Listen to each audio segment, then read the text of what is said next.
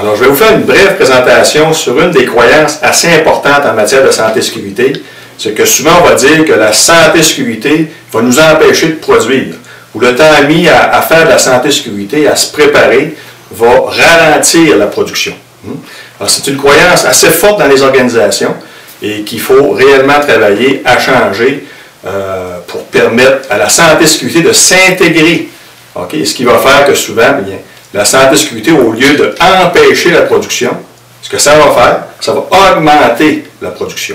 Les entreprises de classe mondiale qui ont les meilleurs taux de fréquence en termes d'accidents de travail sont en même temps les plus productives. Et je vais vous prendre un exemple simple.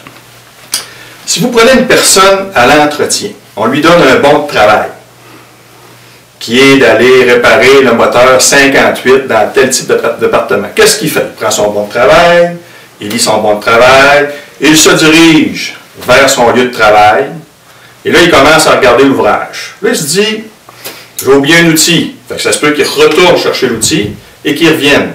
Une fois qu'il commence à travailler, répare son moteur, fait très bien son travail, revient au bureau de son contremaître, et là, il attend qu'on lui donne un autre travail.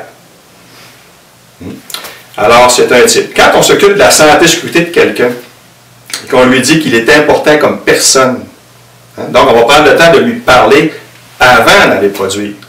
Dans le fond, ce qu'on va faire, au lieu de s'occuper de production, c'est ma grande priorité, et si j'ai le temps, je vais m'occuper de santé-sécurité, un bon leader, une bonne organisation, ce qu'elle va faire, on va dire, premièrement, je m'occupe de la santé-sécurité.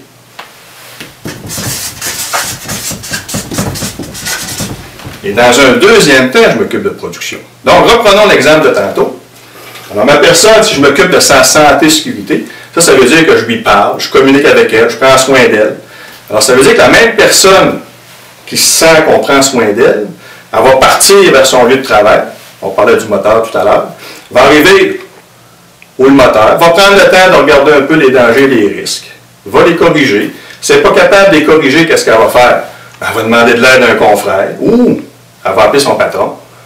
Qu'est-ce que je fais pour corriger le risque? Alors, elle se sent considérée dans son travail.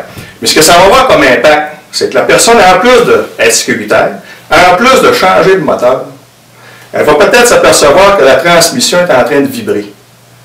Elle va déclarer ce problème-là à son employeur.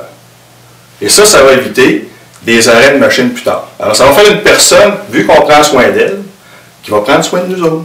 Donc, ça va faire une base de travailleurs qui va mieux contribuer au succès de notre entreprise. Mais une des conditions importantes en leadership proactif, c'est que je vais m'occuper de mon humain afin qu'il ne se blesse pas. Et lui va m'aider à mieux produire. C'est donnant-donnant. Alors, je vous invite à parler à vos employés.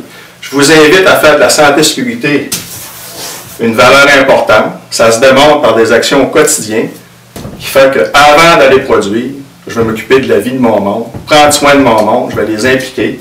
Et eux, avec moi, vont mieux coopérer au succès de notre entreprise. Et là, on va avoir une entreprise beaucoup plus productive et efficace. Merci.